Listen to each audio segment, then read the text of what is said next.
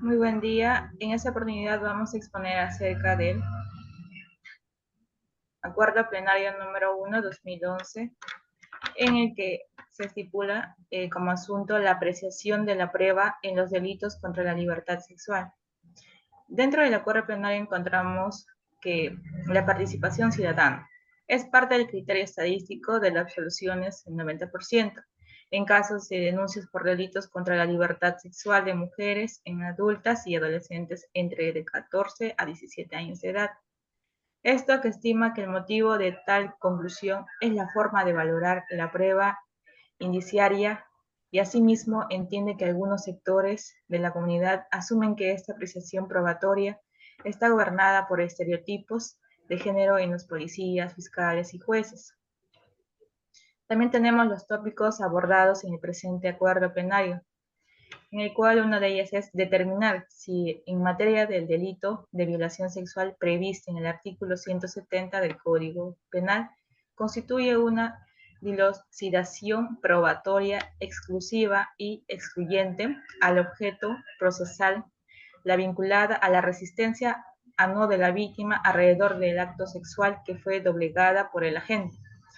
El otro es establecer si en materia de prueba personal los supuestos de retractación y no persistencia en las declaraciones ofrecidas por las víctimas de violación sexual. Y el otro es precisar algunos alcances en el ámbito de la corroboración objetiva, prohibiciones y autorizaciones.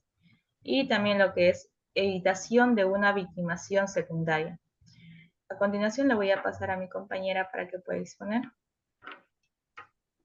Bueno, el siguiente, por favor. Tocaremos la determinación de si la resistencia o no de la víctima alrededor del acto sexual que fue obligada por el agente constituyente, una dilucidación probatoria exclusiva y excluyente al objeto procesal. Bueno, la constatación de si el agente obligó o no esta resistencia de la víctima de abuso sexual en absoluto constituye un objeto de dilucidación preponderante del proceso, pues existen supuestos, el siguiente por favor, como el abuso sexual practicado como amenaza grave coetánea a la consumación del acto o se realizó bajo un contexto objetivamente intimidatorio anterior o contemporáneo a la consumación del abuso sexual. De igual modo, se presenta cuando se acontece circunstancias como de cautiverio. En contexto análogo, dicho abuso es sistemático o continuado. Es decir, estos casos en los cuales la víctima no explicita una resistencia u opta por el silencio, dada la manifiesta inutilidad de su resistencia para hacer desistir a la gente o asume tal inacción a fin de evitar un mal mayor para su integridad física. Listo. Voy a dar pase a mi compañero. Siguiente. Ya, gracias, compañera. Ahora vamos a hablar sobre los supuestos de retracción y no persistencia en las declaraciones ofrecidas por las víctimas. Debe necesariamente conllevar a un menoscabo de la confiabilidad de la sindicación primaria. En el caso de declaraciones no uniformes, es posible hacer prevalecer como confiable aquella con contenido de inculpación. La retracción como obstáculo al juicio de credibilidad se supera en la medida en que se trate de una víctima de un delito sexual cometido en el entorno familiar o entorno social próximo. La persecución de los delitos sexuales escapa de la esfera privada. La voluntad familiar no puede impedir o limitar la intervención penal. Y la validez de la retracción de la víctima está en función de las resultas tanto de una evaluación de carácter interna como externa, ¿no? En este caso se está hablando cuando una víctima o un testigo cambia de versión, ¿no? Cambia de versión y para lo cual se utiliza estos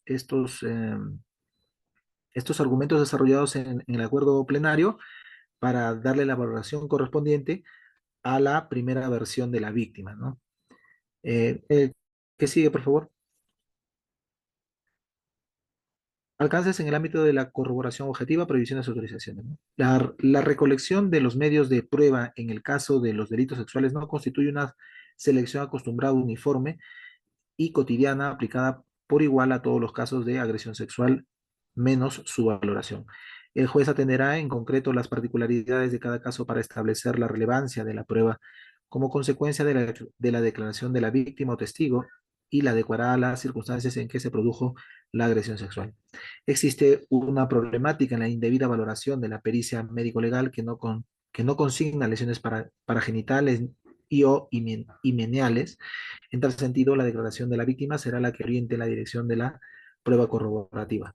La prueba pericial será trascendente cuando se atribuya el empleo de agresión física, ¿no? En este aspecto se habla básicamente de las pruebas que se recogen en medio de una investigación. En este caso se habla de la pericia, de la prueba pericial física que se le hace a la víctima, eh, y se ven casos en los cuales no hay ningún tipo de agresión, ¿no? Entonces no se le da cierta, no es, esa prueba pericial no es determinante para este tipo de casos, ¿no? El que sigue, por favor.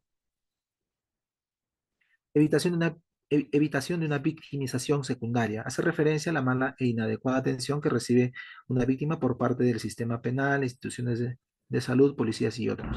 En el caso de menores de edad, a fin de evitar la victimización secundaria, se debe tener presente la reserva de las actuaciones judiciales, preservación de la identidad de la víctima, u única declaración en caso de menores de edad en la utilización de la cámara GESEL, ¿no? Acá, la victimización secundaria es cuando producto de la denuncia se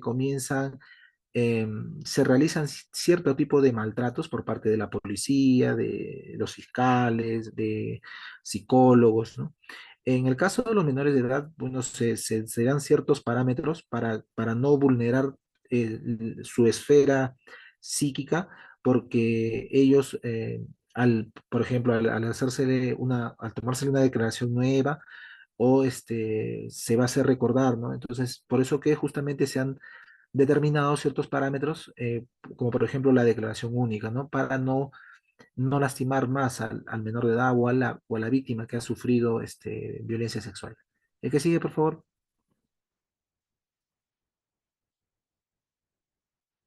Ya.